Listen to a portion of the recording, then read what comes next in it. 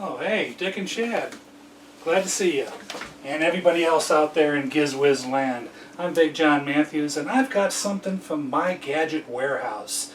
Way deep down in the depths. Well, it's in my basement. Anyway, this is the Quasar VR1000 video recorder.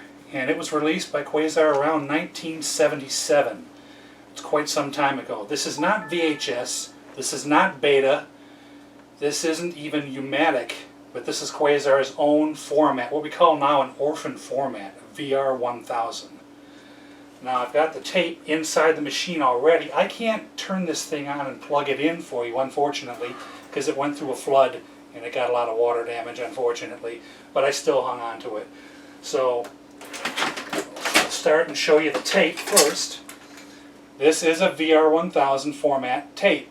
These came in 3 different lengths, 120, 100, and 60-minute varieties. Now you'll see, as I'll show you when I turn the tape over here, the supply hub and the take-up hub are on top of each other, right here, these 2 hubs here. And what this is a little plastic ring that gets rotated out of the way, and the video heads go in this part of the tape right here. Alright? And this is a little tab there to, it has to be in there to be able to record on it. When you want to save a recording, you move this tab over to this hole here, and that preserves the recording so you don't accidentally erase it. We'll put the tape back in, like that, and this rotates that plastic ring out of the way, and now the video heads are, the tape is wrapped around the heads. This is a 1-speed machine, so no 2, 4, and 6 hours, and 8 hours and 10 hours like VHS would give you. But anyway, this thing had a remote, just a simple little on-off switch, and I don't have that with me, unfortunately, but that's all it was an on-off switch, so you have to use your imagination on that. And you'd have to allow the video heads, when you start the recording back up, give them about 3 to 4 seconds to get up to speed, so keep that in mind when you're cutting out commercials. Know how the network cuts their shows, and I used to know that pretty well back in the day. So anyway, that's that. Down here, a little panel, we've got a few controls. We have a color and black and white switch, I don't know why. We have your skew and your tracking control, so you get a good picture.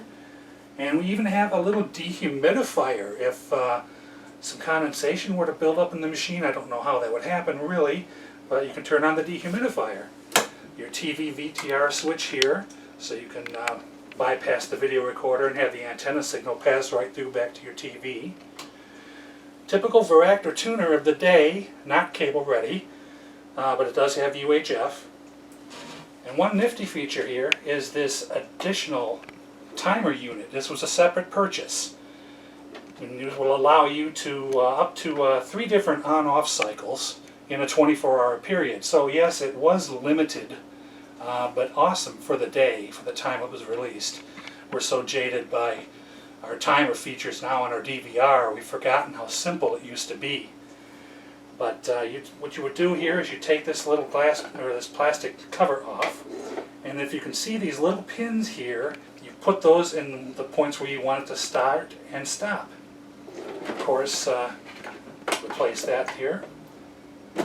The machine would plug in to the back of the unit here, and this would obviously plug into the wall.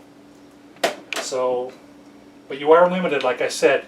You can only choose 1 channel, and 3 times in a 24-hour period, bearing in mind the length of the tape you have in the machine. The maximum was 2 hours.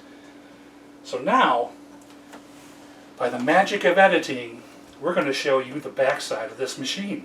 Not the backside of me, the backside of the machine. Just like this. There we go. Just like that. I bet you didn't even see the jump cut, did you? Well, hopefully not, if I was a good enough editor. Anyway, this is the backside of the machine here. Your antennas would hook up here, the VHF and the UHF antennas would hook up here. Over on this side, we have the RF out, just your typical RF cable, which is the kind your cable company gives you. Over here, you have an option. You can go out via RF, channel 3 or channel 4, or here you can hook up an audio out and a video out with RCA type connectors. And of course, no, not stereo, unfortunately. This is 1977. Down here we have a mic and even a camera input. So if you want to do some videos around the Christmas tree or something like that, or your kids growing up, yes, you're limited to how long your camera cable was, but it was capable of doing that. And this switch right here was either recording TV or flip it to record camera. And that's pretty much it. That used to be the Quasar VR1000 video recorder. And this is Big John saying, we'll see you out in GizWiz land.